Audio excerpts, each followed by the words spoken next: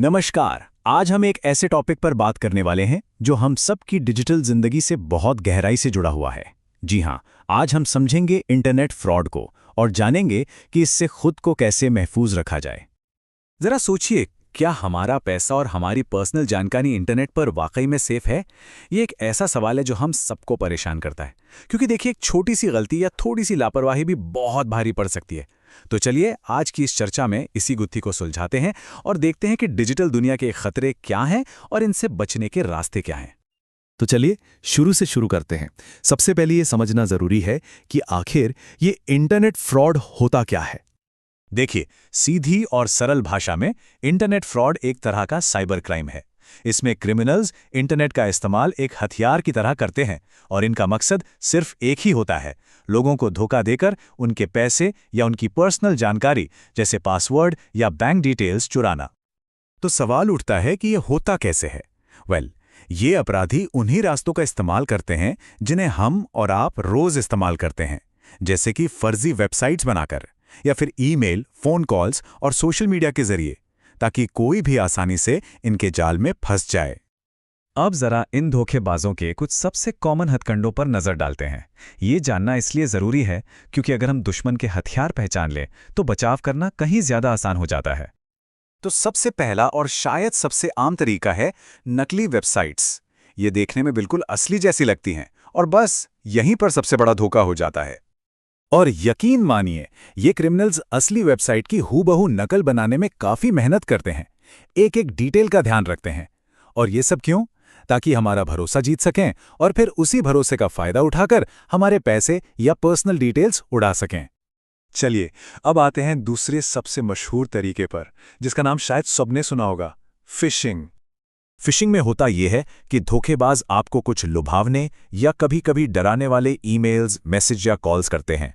वो अक्सर खुद को किसी बड़े बैंक या किसी जानी-मानी कंपनी का नुमाइंदा बताते हैं और फिर बातों-बातों में पासवर्ड या क्रेडिट कार्ड जैसी सेंसिटिव जानकारी निकलवाने की कोशिश करते हैं। इन दो तरीकों के अलावा भी फ्रॉड के कई और रूप हैं, जैसे कि सोशल मीडिया पर होने वाले स्कैम्स, ऑनलाइन शॉपिंग के दौरान होने वाली धोखाधड़ी और वो फ्रॉड जो सीधे-सीधे हमारे बैंक अकाउंट्स को ही निशाना बनाते हैं। देखिए, इन सभी घोटालों में एक बात कॉमन है।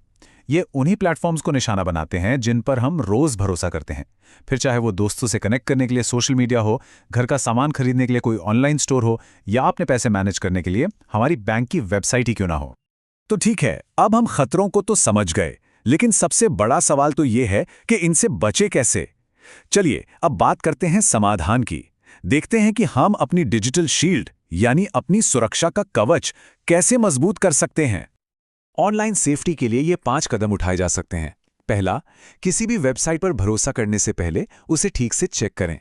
दूसरा, किसी भी अनजान ईमेल या फोन कॉल पर तुरंत अपनी जानकारी कभी न दें। तीसरा, सोशल मीडिया पर हमेशा सावधान रहें। चौथा, ऑनलाइन शॉपिंग करते वक्त एक्स्ट्रा अलर्ट रहें।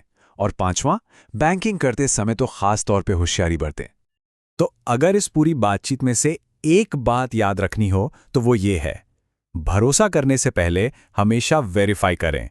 हमेशा, चाहे वो कोई वेबसाइट हो, कोई मैसेज हो या कोई फोन कॉल।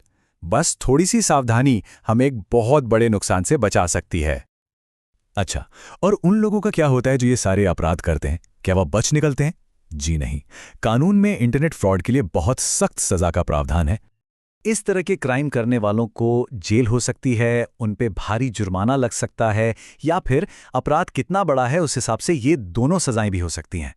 तो ये कोई छोटा मोटा जुर्म बिल्कुल नहीं है। तो इस पूरी चर्चा के बाद एक आखिरी सवाल हम सबको अपने आप से पूछना चाहिए। जानकारी ही सबसे बड़ा बचाव है और आज हमने जो कुछ भी सीखा है उसे अपनी आदत बनाना जरूरी है। तो आज अपनी डिजिटल लाइफ को और सुरक्षित बनाने के लिए वो पहला छोटा सा कदम कौन सा होगा, इस पर जरूर सोचिएगा।